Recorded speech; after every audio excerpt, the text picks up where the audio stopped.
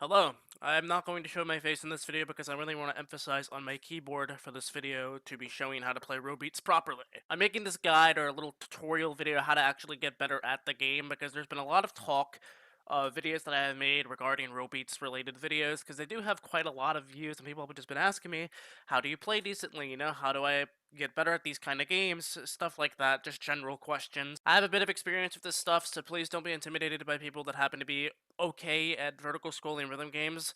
That's the terminology of what RoBeats falls into for a category of a rhythm game, a VSRG, a vertical scrolling rhythm game. That is what RoBeats is. There are many other vertical scrolling rhythm games that you could probably check out, like Osumania. I know people will probably hate me for recommending Osu, but whatever, it's there. And Stepmania, probably a couple others exist too as well, but those are just the two that I can think of that if you actually like RoBeats and want to continue playing other songs, those two options exist out there for you. Let me actually adjust my webcam a bit so I can show my keyboard a bit better in this video. People ask me all the time what keyboard I use for the first question, and it is a Corsair K70 RGB. It retails for about $90. This uses red switches. I don't really like the red switches that much because they click, or they're too light in my opinion, but that's just me. It's very mechanical and clicky and very satisfying to hit. It's also a little bit dirty, so don't hate me for it, please. The first thing I want to cover is hand position. It is extremely important. When it comes to these kind of games, you need to have a comfortable hand position that you can rest your hands nicely and so that you can be able to hit all the keys comfortably that you were trying to hit. Now, the big mistake I see new players make, and everybody will do it, that I've seen for the most part, is they will start with this. QWER, or they'll reverse it with, like, UIOP, and it's very cluttered. Like, it's possible to play like this. It's, you could probably do some cool stuff with it and get pretty high level with this. However, it's incredibly close in terms of hands. Like, you could see how, like, my thumbs are, like, pretty much touching each other. My hands are just so close together, and it just feels, if you hit stuff really fast, it's just not comfortable at all. And because of this, because it's so cluttered, players have had to figure out a new thing, or a new key combination to make it less cluttered and less uncomfortable. Two of which people will do this instead. QWOP. It works. It is far away from the hands as possible. You notice that both of your hands and both of your thumbs have space to put them on the table that you have them on.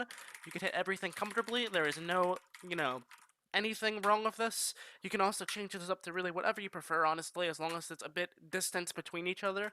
Most people I see use SDKL as well. This is generally a fairly common thing that people will use, but personally, I use QWOP. Incredibly versatile, and I see literally zero problems with this. And I'm sorry to turn off people that completely play styles or key combinations exactly like this, but it's just so uncomfortable. You can move your hand completely across the other keyboard and just it flows so much better. That's exactly what you do. Every single Stepmania player will play like this. Every single good Osumania player will play like that.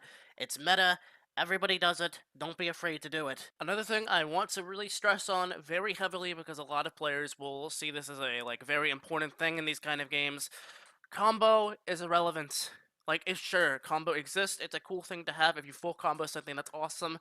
Do not restart a song because you have not gotten a full combo or something. Your score matters more than your combo count. Like, if you absolutely want to push for like full combos and stuff like that, please feel free to do so, but just keep in mind your score, definitely, it's way more heavily rated over your actual combo count. Last thing I actually want to touch on in this video, because I don't really have a lot of advice other than just a couple of tips that I got for this game, is try to use the visor gear in the game, because for some reason this game does not have a set scroll wheel to which you could change your high speed manually. Literally every other rhythm game on the planet does this, so I'm kind of shocked as to why this one doesn't have it yet. So to combat this, just use the visor gear. It changes your note speed to be a bit more less dense. It gives you plus 20 note speed in comparison to having no note speed at all. It makes the notes make look a lot less cluttered. And to people that say that using a visor gear is cheating, I see this a lot. That people say, oh, you're using a visor gear, that's instantly cheating. It's definitely the most fair gear in the entire game, in my opinion. Because, I can't play this game if I can't read the notes, guys. So don't call people cheaters or whatever just because they want to have their notes less cluttered. I see it a lot.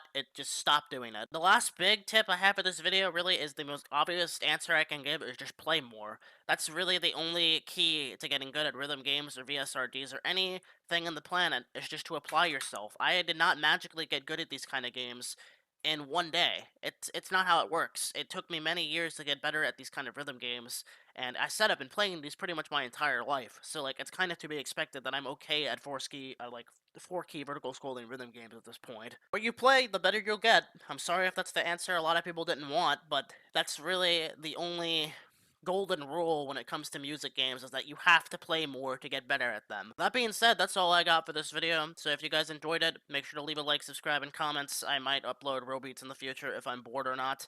And I know I said I wasn't doing Roblox content anymore, but I'm extremely bored and have no idea what to upload. Upload whatever I want. I don't really care at this point. I don't have a set meta for my content. But yeah, until next time, guys, though, thank you for watching. I'm Kaneko Kitten, and until next time, peace.